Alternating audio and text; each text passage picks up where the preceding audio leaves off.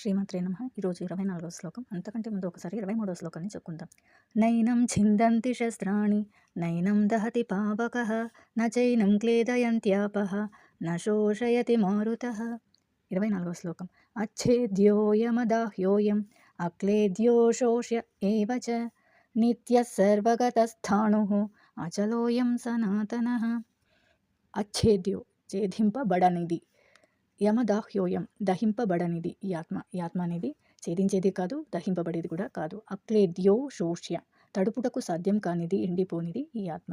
ఏవ నిజముగా, చ మరియు నిత్య ఎల్లప్పుడూ, సర్వగత అంతటా వ్యాపించి ఉండేది, స్థాణు మార్చలేనిది, అచలోయం పరివర్తన లేనిది ఈ ఆత్మ. సనాతన సనాతనమైనది. ఆత్మ విచ్ఛిన్నం చేయలేనిది మరియు దహింపశక్యం కానిది. దానిని తడుపుటకును మరియు ఎండించుటకును సాధ్యం కాదు.